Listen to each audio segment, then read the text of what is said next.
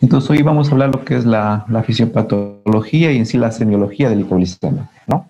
Es una causa frecuente, a que todos los pacientes que son diabéticos, ¿no? Los pacientes que son diabéticos se puede decir es común ver la hipoglicemia, ¿no? Y de diferentes grados, se puede decir, ¿no? Entonces, ¿qué es en sí la hipoglicemia? Vamos a ver un ratito.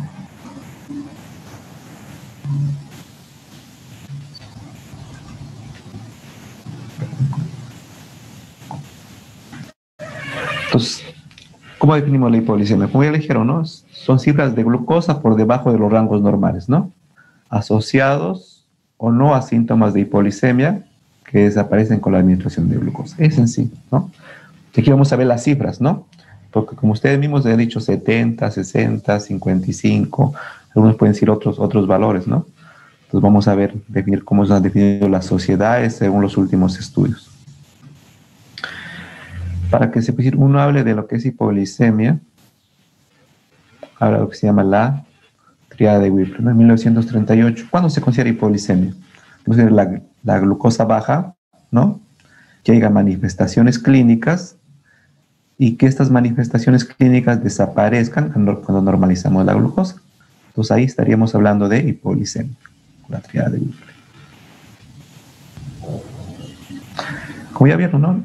¿Y qué valor tomamos para hipoglicemia? Miren, hicieron un metaanálisis para ver, ¿no? Cuántos números de estudios. Y los valores van variando, ¿no? Desde 70, 63, 59, 55, 54, 50, ¿no? O sea, no había un estudio. ¿Qué valor le colocamos? Por ahí dijeron 70, por ahí dijeron 60, otros, ¿no? 55, 50. Creo que la revisión que vimos en la revisión de Lima dicen 50, ¿no? Entonces vamos a ver. Entonces ya se hicieron unos estudios, dijeron hipoglicemia en los pacientes con diabetes es cuando la glucosa es menor a 70. Hipoglicemia en los pacientes que no son diabéticos, pues si nosotros es menor a 55. Entonces esto ya lo tenemos en cuenta. Hay que tenerlo en cuenta esto. Definiciones que ya están aceptadas por las sociedades. Aparte, en los pacientes con diabéticos, ¿no? Esto recién hace 2 años hicieron la clasificación de la hipoglicemia en los pacientes con diabetes, ¿ya? Hicieron hipoglicemia nivel 1, cuando la glucosa está entre 70 y 54, ¿no? Mayor a 54, entonces hablamos de una hipoglicemia nivel 1. Una hipoglicemia nivel 2, generalmente, cuando la glucosa es menor a 54. Y una hipoglicemia de nivel 3 o una hipoglicemia severa, es caracterizado por un evento, ¿no? En que hay una alteración mental o del estado psíquico y que generalmente para que el paciente o la persona que está sufriendo el episodio de hipoglicemia recupere su estatus normal, requiere la ayuda de una asistencia externa, o sea, no va a poder él solito, ¿no? Si el solito no va a poder tomarse su gaseosa, ya requiere que alguien o se la administre por vía oral, se puede decir, azúcar o algo para que eleve la glucosa o ya dextrosa por vía endovenosa, ¿no? Entonces tenemos aquí los 3 niveles de hipoglicemia en un paciente diabético, ¿no? Entonces hay otras definiciones, ¿no? Lo que ya vimos acá, lo que es hipoglicemia severa. Algunos consideraban hipoglicemia severa menores a 50, otros estudios menores a 40, pero los últimos dicen, ¿cuándo se considera una hipoglicemia severa? Cuando existe una glucosa baja, pero esto se asocia a un deterioro cognitivo severo, que se requiere la asistencia externa para recuperarse. El paciente por sí solo no puede recuperarse.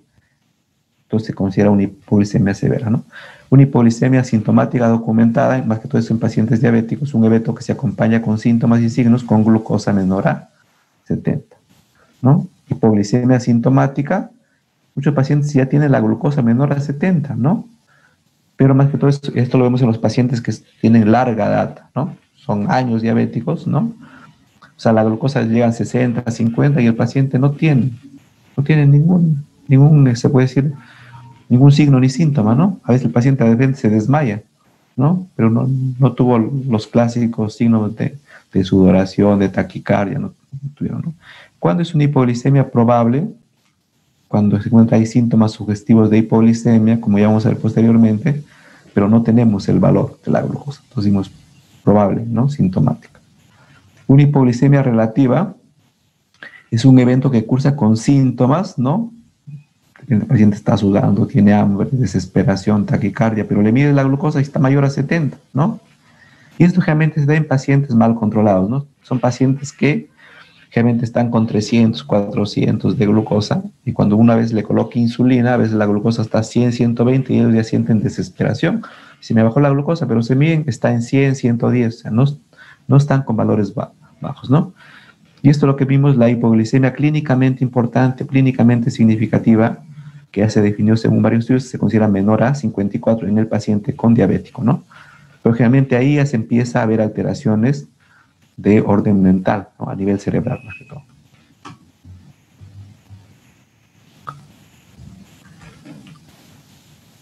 Miren, obviamente los pacientes con diabetes, cuando nosotros queremos hacer un control, se puede decir, más estricto, ¿no? Más estricto en la glucosa, queremos bajar la glucosa a niveles más bajitos, se puede decir, más riesgo de hipoglicemia, ¿no?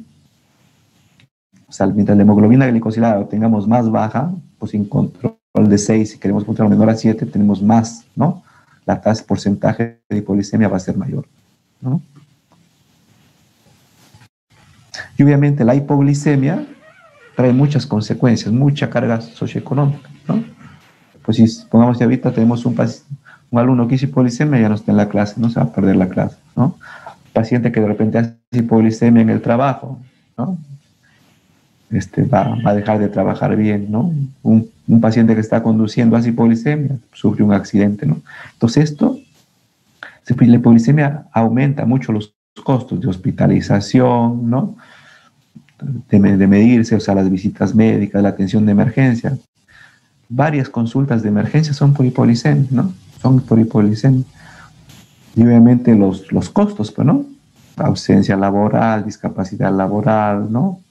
Reducción de la capacidad laboral, accidentes, lo que le estaba diciendo, ¿no? O sea, a veces cuando uno mide la hipoglicemia solo es la punta del iceberg, pero debajo hay varias cosas, inclusive el paciente a veces se infartan, tienen ACVs, todo por la hipoglicemia. Entonces, la importancia de reconocer y prevenir la hipoglicemia, ¿no? Tiene, se puede decir, un alto impacto, ¿no? Tanto más que todo en el paciente. Entonces, cuando uno quiere hablar de hipoglicemia, hay que conocer cómo es el control de la glucosa, ¿no? Normalmente, cuando uno se puede decir está en ayunas, tiene una glucosa basal, ¿no? Una glucosa en ayunas, ¿no? Y recuerden que cuando uno come, ¿no? Realmente llega la glucosa, esta es la glucosa postprandial, y se puede decir esta glucosa postprandial, ¿no? Se va a almacenar a nivel renal o a nivel hepático, ¿no? Y depende, cuando ya esté en ayunas, se puede decir lo que se almacenó en el hígado por acción de repente del glucagón, depende cómo estén los niveles de glucosa, pues se empieza a liberar la glucosa, ¿no? Para tratar de mantener una homeostasis, o sea, los niveles de glucosa tienen que estar equilibrados, ¿no?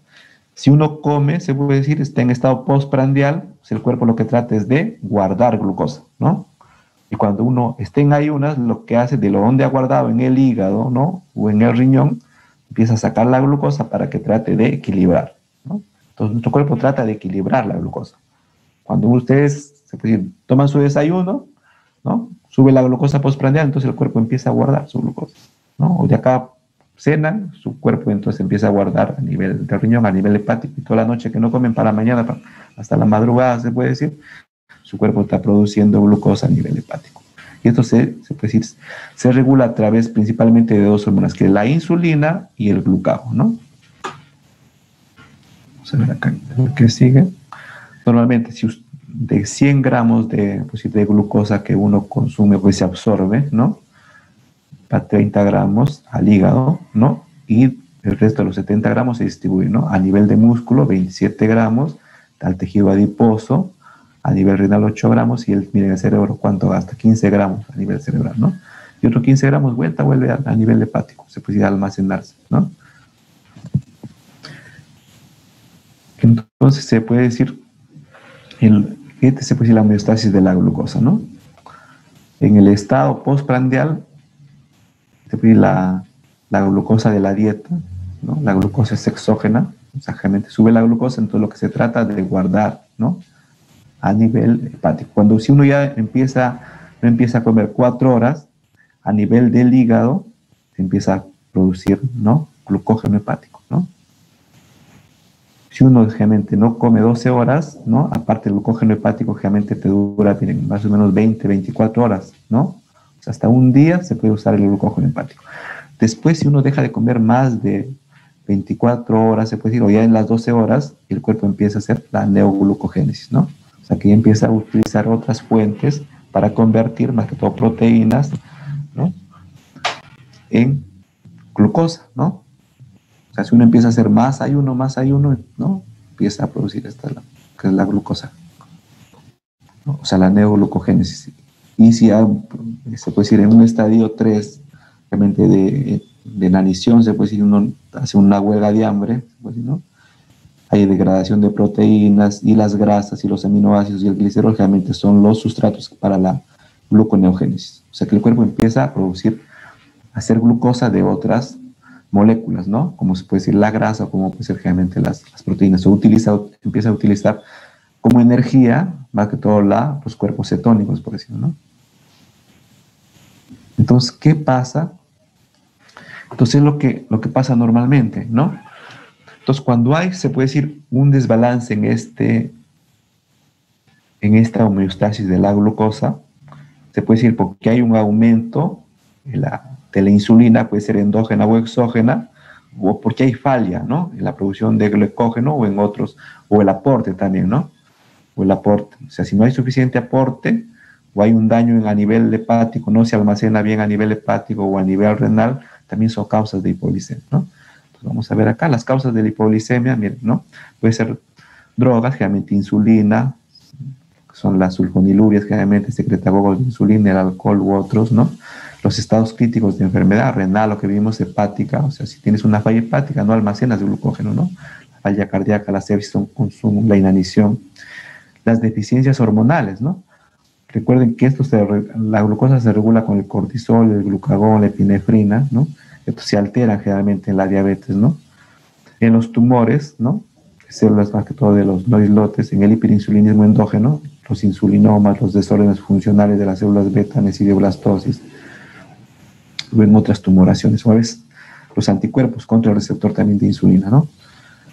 Y se puede decir otras, las accidentales, se puede decir, ¿no? Miren, este es un estudio que hicieron en Lima. La causa más frecuente de los pacientes que llegaban a emergencia de hipoglicemia fueron los hipoglicemiantes orales, ¿no? 50%. Después fueron por hepatopatía, ¿no?, por insulina, por falla renal, ¿no? Y por insulinoma, miren, ¿no?, por tumores son bien escasos, ¿no? Entonces, hay factores que nos van a llevar a la hipoglicemia a los pacientes con diabéticos, ¿no? Para todos los pacientes que sufren diabetes, ¿no? Ya sea el exceso de insulina o el uso de secretagogos. Nos salta cuando hay una sensibilidad incrementada también, ¿no? El paciente pierde peso, ¿no? Hace mucho ejercicio, pues si algunos pacientes tienen la glucosa baja, se aplican insulina, hacen un ejercicio extremo, también baja la glucosa, porque recuerden que el músculo consume glucosa, ¿no? A veces uno se aplica insulina y omite ¿no? No come, ¿no? O hacen ayuno nocturno. Eso también son causas o factores de riesgo que nos predisponen a hipoglicemia, ¿no? Realmente y otros estados realmente de mala absorción, o los pacientes que ingieren alcohol, o la cirrosis también, donde la producción de glucosa está disminuida a nivel hepático, ¿no? También se produce realmente hipoglicemia en los pacientes con diabéticos, en los pacientes que tienen falla renal. Si los pacientes que tienen falla renal a veces no aclaran suficientemente las drogas, pues si no, un paciente con falla renal que toma sulfoniluria, la sulfoniluria no se depura, entonces al no depurarse, ¿no?, y al siguiente día, pues si toma otra pastilla, la cuenta que estuviera tomando doble dosis o triple dosis. En una falla renal terminal, a veces una glibenclamida puede demorar una semana en aclararse, ¿no? En la capacidad disminuida de las hormonas contrarreguladoras, más que todo que lo vemos acá en la enfermedad de Addison, ¿no?, con el hipopituitarismo, los pacientes también con enfermedad avanzada, y los pacientes que tienen, o sea, conforme avance más el tiempo de diabetes, también hay más riesgo de hacer hipoglicemias. Mire, para tener en cuenta cómo es la respuesta fisiológica de un paciente que cuando empieza a bajar la glucosa, ¿no? Generalmente cuando la glucosa llega a un valor de 80-85, generalmente el cuerpo deja de secretar insulina, ¿no? Cuando la glucosa llega a valores de 65, ¿no? ¿Qué hace? Aumenta la producción de glucagón, ¿no? Que es generalmente la segunda línea de defensa y es el contrarregulador, ¿no? A nivel hepático, a nivel renal, aumenta la producción de glucosa. Cuando un paciente ya llega de 65, baja de 65, 60, aumenta la producción de adrenalina, ¿no? Entonces es se puede decir la tercera línea de defensa. Y al producir la adrenalina generalmente que a nivel cardíaco produce las palpitaciones, el temblor, la sudoración, ¿no? Cuando generalmente disminuye a veces menos de 50, 60, y generalmente hay aumento del cortisol, la hormona del crecimiento, ¿no? Que también son, generalmente ya generan hambre, ¿no? Y producen la digestión de alimentos, ¿no? Te producen un hambre a veces desesperante. Y cuando generalmente ya baja de 50, ya disminuye la capacidad cognitiva. El paciente a veces ya no se acuerda de lo que pasa, ¿no? Entonces esto ya pone en peligro los mecanismos conductuales, ¿no? Pues si cuando está por 54, 50, 60 ya el paciente siente hambre y puede comerse. Pero generalmente cuando bajas de 50, realmente a veces el paciente ya pierde, ¿no? Pierde el conocimiento, muchos están eufóricos, cambios de conducta, ¿no? Entonces ya se pierden los mecanismos de defensa conductuales. Entonces lo que estábamos mencionando en la lámina anterior, cómo es la respuesta fisiológica a la hipoglicemia, ¿no? Realmente cuando está por 82, el cuerpo en una persona normal deja de secretar insulina. Obviamente, si tenemos un tumor que produce insulina, va a seguir produciendo insulina. O si hemos aplicado insulina, la insulina es exógena, o sea, no va a haber esto, ¿no? La inhibición, va a seguir bajando la glucosa, ¿no? Cuando está por 70, 68, el cuerpo empieza a producir glucagón y adrenalina. Y obviamente todos los síntomas para que toda secreción de adrenalina van a aparecer, ¿no? Cuando el paciente ya llega a 57, 50, realmente inicia los síntomas tanto autonómicos como neuroglucopénicos, ¿no? Realmente cuando es menos de 54 y encuentras cambios en el EKG, y esto que se considera ya la hipoglicemia significativa, ¿no? Hay disfunción neurofisiológica, y obviamente menos de 50 y hay disfunción cognitiva, ¿no? E incapacidad para elaborar tareas complejas, ¿no? Y a veces menos de 27 y una neuroglucopenia severa, ¿no? Reducción del nivel de conciencia, convulsiones, ¿no? Inclusive hasta la muerte cerebral. Entonces, normalmente lo que vimos, ¿no? Cuando el paciente llega con 80, el cuerpo deja de secretar insulina, ¿no? Empieza a 70, empieza a secretar generalmente glucagón y aumenta la secreción de adrenalina. Entonces, la adrenalina, ¿qué hace, no? A nivel hepático, a nivel de los receptores B2, aumenta la gluconeogénesis y la gluconeogenia, ¿no? Y esto obviamente va aumentando la glucosa. A nivel de islotes pancreáticos disminuye la producción de insulina, aumenta la producción de glucagón. A nivel de músculo, miren, aumenta la glucólisis, disminuye el transporte de glucosa, se la cuenta como bloquear, ¿no? A nivel de tejido adiposo, aumenta la lipólisis, aumenta el glicerol, ¿no? Y estos obviamente se van a usar para la glucogenólisis, la gluconeogénesis, ¿no? Y todo esto, ¿no? Por una parte aumenta la producción de glucosa y por otro lado disminuye la producción de glucosa. Y en fibras totales nos va aumentando de manera natural la producción de glucosa, ¿no? Entonces es lo que vemos. Entonces al disminuir la glucosa, normalmente a nivel de célula beta, ¿no? Que disminuye la producción de insulina. Obviamente esto está ausente en los diabéticos tipo 1. Y a nivel de célula alfa, aumenta la producción de glucagón. Y esto nos va a aumentar la producción de glucosa, ya sea por gluconeogénesis o glucogenólisis, ¿no? O sea, va a aumentar la producción de glucosa. Pero a nivel también de nivel nervioso central, ¿no? Va a aumentar la actividad simpática, ¿no? Y como vimos, aumenta la producción de noradrenalina.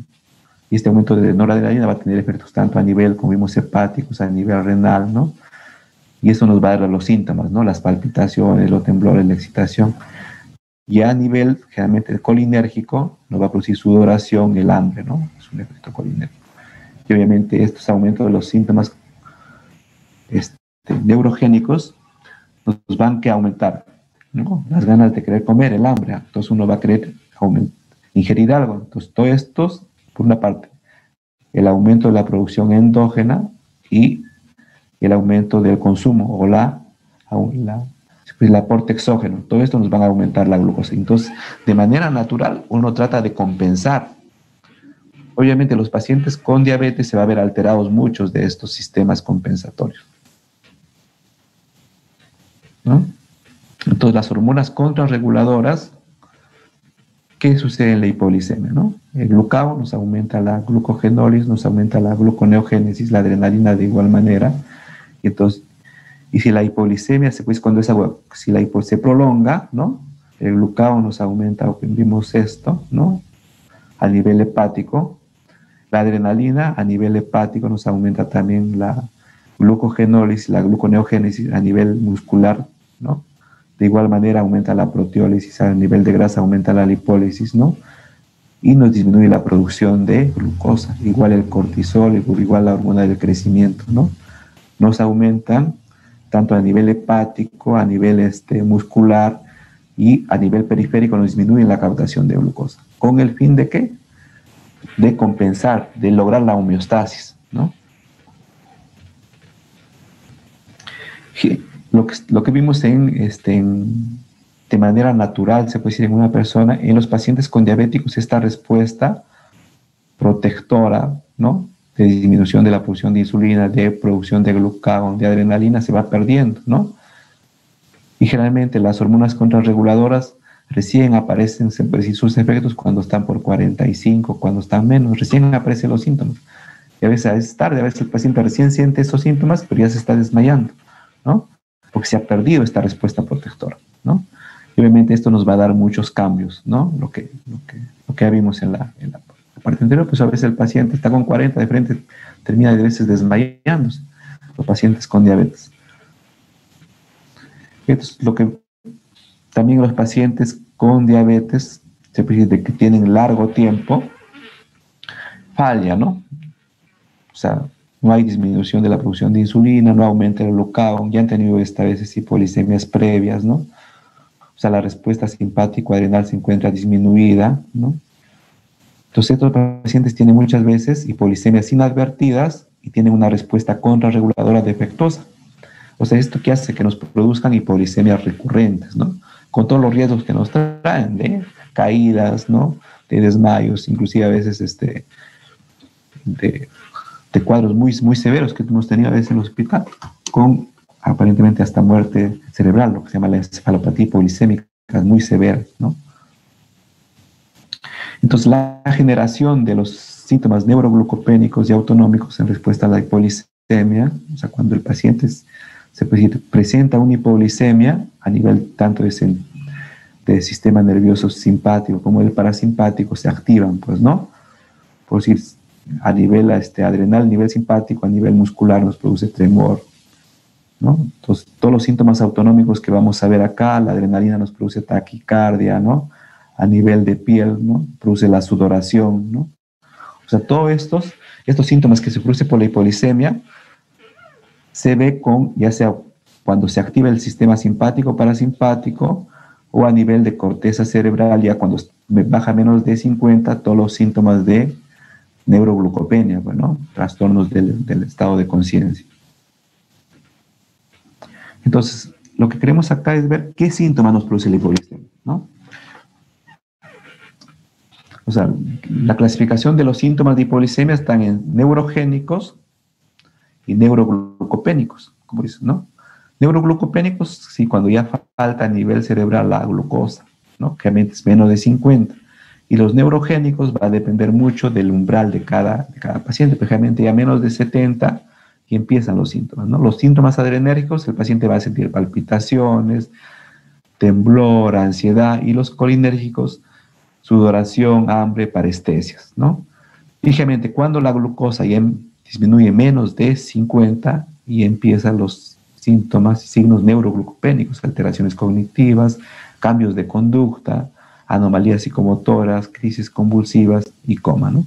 Justo ahora vi un paciente Si bien que no se midió la glucosa, estaba tomando glibenclamida, dice que él tuvo, ¿no?, cambios de conducta, que no hacía caso, y él no se acuerda, ¿no?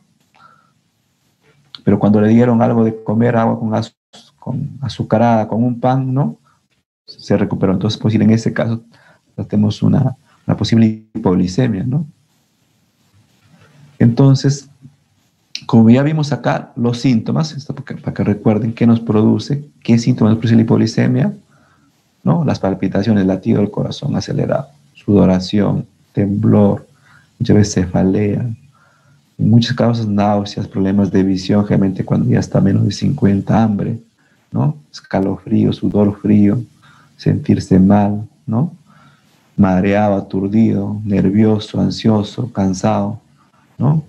Adormecimiento de los labios y de la lengua, lo que vimos, ¿no? Las parestesias.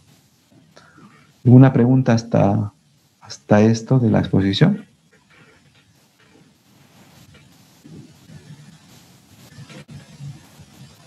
Nada. Entonces lo que estábamos viendo ahí, entonces, ¿por qué la importancia de él, se puede decir, prevenir la hipoglicemia? ¿O por qué, o cómo saber reconocer, ¿no? O cuando ustedes estén dando a un paciente generalmente los medicamentos que producen más hipoglicemia, que en este caso son las sulfonilurias, como la glibenclamida, glimepirida, o el uso de insulina, hay que educar al paciente qué hacer ante un posible evento de hipoglicemia, ¿no? ¿Por qué? Porque puede producir muchos problemas a nivel cardíaco, a nivel cerebral, más que todo, ¿no? Puede haber muerte súbita, miren, por hipoglicemia, ¿no? Como ya vimos, a partir de 80 generalmente disminuye la secreción de insulina de cualquier persona, ¿no? A partir de 70 incrementa el glucagón, incrementa la adrenalina, y obviamente a partir de 50 ya empiezan los síntomas de deterioro cognitivo-conductual, conducta normal, estupor, coma, mientras más abajo. Y a veces la muerte neuronal o muerte cerebral se produce ya a veces con glicemias menores a 18, según dice 15, pero menores a 20 ya son muy severos. Hay mucha posibilidad de que se produzca muerte cerebral, ¿no? A ver, el diagnóstico, como ya vimos, ¿no? Haciendo una historia clínica, se puede decir prodigiosa, se puede decir, y los antecedentes, ¿no? Si tienes un paciente diabético, le preguntas qué está tomando, si está tomando glibenclamida, está usando insulina rápidamente, ¿no? A veces el problema de las hipoglicemias es en los pacientes que no son diabéticos, ¿no? Que ahí sí necesita a veces un estudio rápidamente. Actualmente, se puede decir, en todas las emergencias tenemos los glucómetros, entonces rápidamente se mide una glucosa capilar. Si está ya baja, el tratamiento se da inmediatamente, ¿no? Y se debe tomar muestras, más que todo cuando el paciente no se tiene el diagnóstico, ¿no? Si tenemos un paciente que no es diabético, entonces sí se tiene que hacer más que todo. Si se puede tomar, se puede decir en ese instante las pruebas para glucosa, más que todo, cortisol e insulina y péptidos, se puede decir lo más bajo. Y obviamente también el resto de análisis que se puede pedir, ¿no? Y se puede hacer un EKG también, ¿no? Miren, en los pacientes que no son diabéticos, ¿no? A veces necesitamos hacer el estudio y el diagnóstico diferencial de una hipoglicemia, ¿no?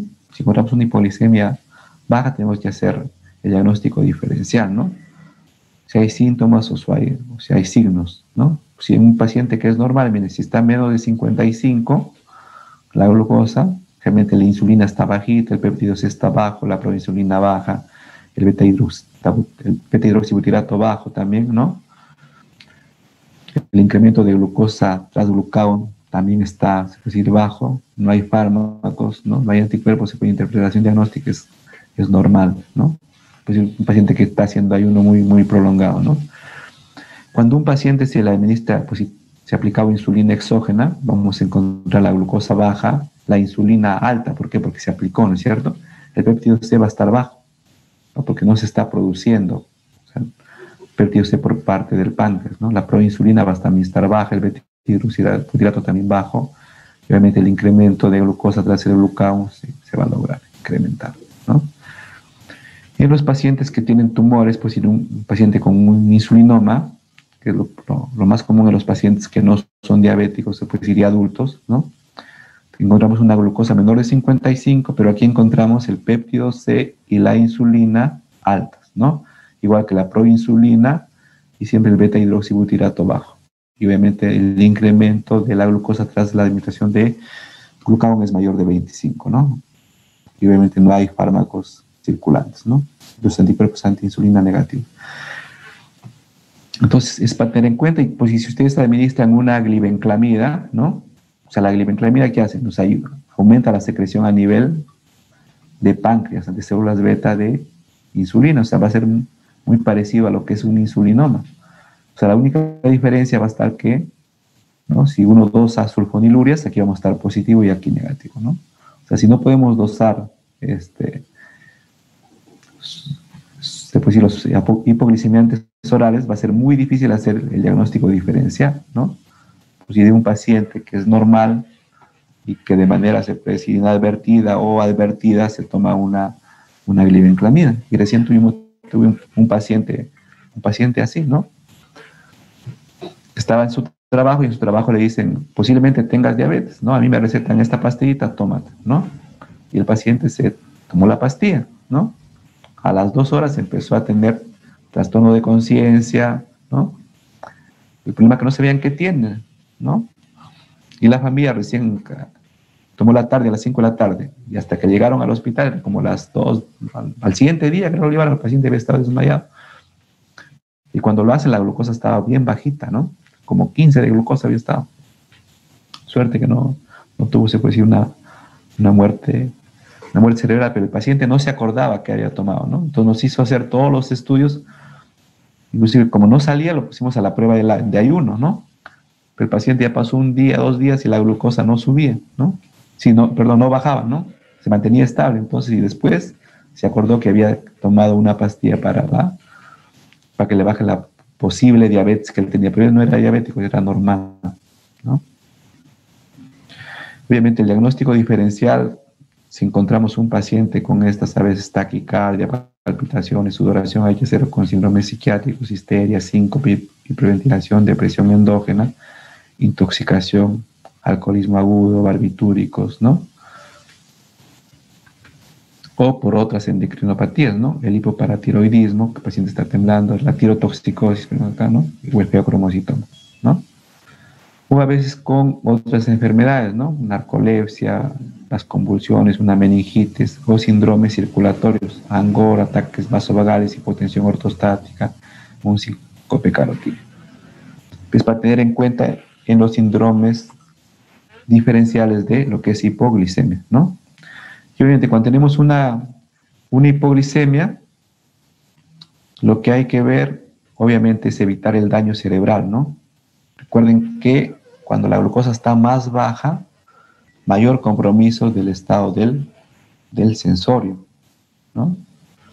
Recuperar, o sea, el sensorio y la autonomía del paciente, normalizar la glucosa y más que todo en pacientes que son diabéticos, prevenir futuros episodios. Y obviamente en los pacientes que no son diabéticos hay que estudiar la causa, ¿no?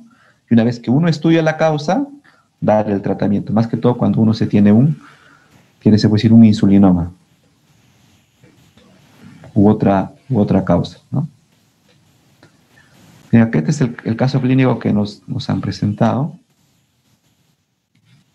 en el aula, ¿no? Dice una mujer de 70 años, diabética hace 20 años, en tratamiento con insulina, glargina lantus, ¿no? 30 minutos antes del desayuno, estaba con enfermedad renal estadio 3, ¿no? Con una tasa de filtración de 38 y una creatinina de 1.5 en tratamiento con furosemida, ¿no? Tiempo de enfermedad de 24 horas, que presenta 3 episodios de vómito, hiporexia, epigastralgia. En el examen encuentran la presión 110/60, es acá. Frecuencia cardíaca 110, taquicardia, somnolienta, pálida, sudorosa. Nos está dando todos los síntomas que hemos visto, ¿no? Hipoglicemia. A nivel cardíaco normal, pulmonar disminuido en base, no me dice la glucosa, ¿cuánto estaba? 50, ¿no? Realmente a nivel de 50 ya hay cambios, ¿no? A nivel cerebral, los signos neuroglucopénicos, ¿no? Por eso de repente estaba somnolienta ya. Pero cuando le hacen los análisis encuentran la creatinina un poco elevada, la urea 100, ¿no? Y me preguntan cuál es el diagnóstico más probable. Hay que nos dice hay Cristian, delegado de mi grupo. ¿Cuál sería el diagnóstico?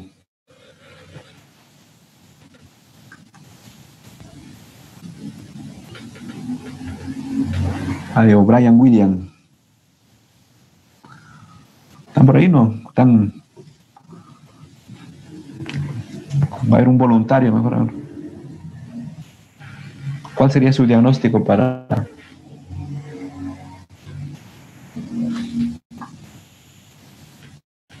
Hola, ¿escuchan?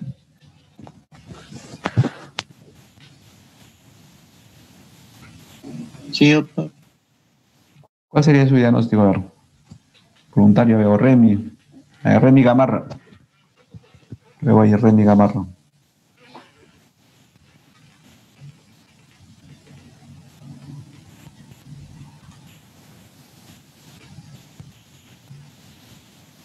¿No sería hipoglucemia con diabetes mellitus, insulino requiriente y alteración del sensorio?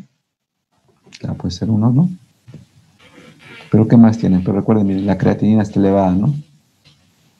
Tendría ya una falla renal. ¿La última opción? La última opción, ¿no?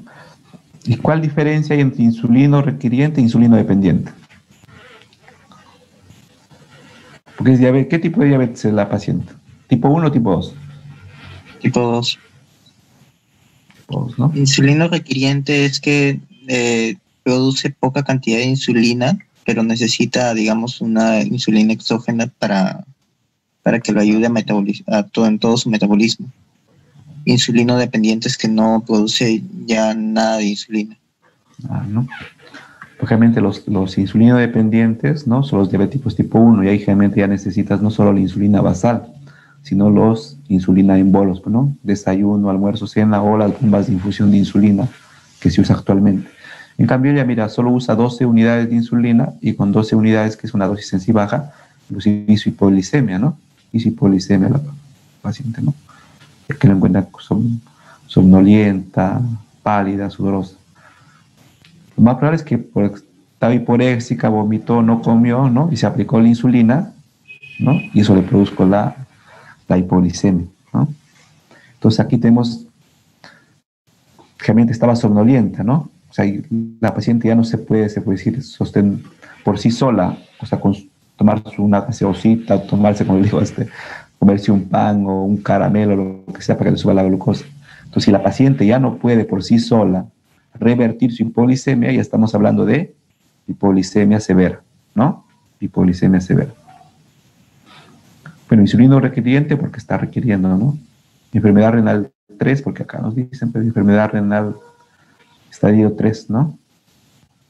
Regularizada, porque aquí estaba la creatinina en 1.5 y acá la encuentran con 4, ¿no? O sea, regularizado. Hay un síndrome métrico porque está vomitando y realmente está taquicárdica, ¿no? Una deshidratación realmente por los vómitos que ha presentado, ¿no? Chicos, ¿alguna pregunta? Esas son las informaciones que pueden ver. Y eso sería lo que se refiere a hipoglicemia, ¿no? Porque todo lo que tienen que fijar ustedes, la parte de acá ve los signos y síntomas, ¿no? Dice, pues, y estos signos y síntomas que presentan se relacionan fisiológicamente con, vamos a ver, con los cambios que se puede decir que se producen, ¿no? Más que toda la secreción de adrenalina, de cortisol, ¿no? Lo que vimos acá en este cuadrito, se puede decir, ¿no? O sea, tanto a nivel simpático como parasimpático, ¿no? La secreción de adrenalina, que nos produce tremor, nos produce taquicardia, ¿no? Nos produce sudoración. O sea, ¿por qué? Porque al bajar la glucosa se produce la secreción de adrenalina. Entonces nos va a producir todo eso a nivel autonómico, ¿no? La sudoración, ¿no? Las palpitaciones. Y obviamente al ir bajando la glucosa, ¿no? A nivel de la corteza cerebral disminuyen nuestras funciones nerviosas superiores, ¿no? y nos va a dar los síntomas de neuroglucopenia, cuando la glucosa ya está menos, ¿no? O sea, todo lo vemos fisiológicamente, ¿no? O sea, al bajar la glucosa, se secreta adrenalina, la adrenalina aumenta, nos da taquicardia, nos aumenta el tremor, produce sudoración, ¿no? Y al disminuir más la glucosa, nos produce, ¿no?, alteraciones a nivel de corteza, se puede decir, por la neuroglucopenia a nivel cerebral, y nos da los trastornos neuroglucopénicos. Y los neuroglucopénicos ya nos da alteraciones cognitivas, cambios de conducta, porque ya no hay suficiente glucosa, anomalías psicomotoras, en los grasos más severos que baje menos de 30, inclusive convulsiones, coma, ¿no? Y muerte cerebral, inclusive, ¿no? Entonces, ustedes para que tengan en cuenta y lo relacionen siempre fisiológicamente, siempre y cuando encuentren un signo o síntoma, ¿por qué se produce ese signo o síntoma, ¿no? Si hay palpitaciones, ¿por qué se produce la hipoglicemia, ¿no? Porque se secreta adrenalina, ¿no? Y esta adrenalina, o sea, a nivel cardíaco, a nivel beta, nos va a producir palpitaciones, el temblor a nivel muscular. ¿Quién? La adrenalina. Porque uno suda, sudoración se puede decir, a nivel colinérico, ¿no? O sea, la adrenalina también nos produce a nivel de la sudoración, ¿no? Entonces, siempre ustedes en lo que es primero tienen que saber lo que es la fisiología, ¿no? La fisiopatología, los síntomas y signos, ¿no? ¿Alguna consulta? Y otra cosa que también que siempre deben recordar es el cuadrito, este cuadrito, ¿no? Para hacer el diagnóstico diferencial de las posibles causas de hipoglicemia, ¿no? Cuándo se produce un insulinoma, cuándo es por insulina exógena, cuándo es por fármacos, ¿no? Y cuándo a veces por otras causas, ¿no?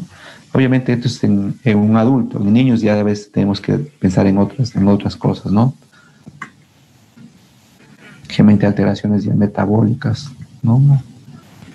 A nivel de glucógeno, ¿no? A ver, sería todos entonces. ¿Alguna consulta?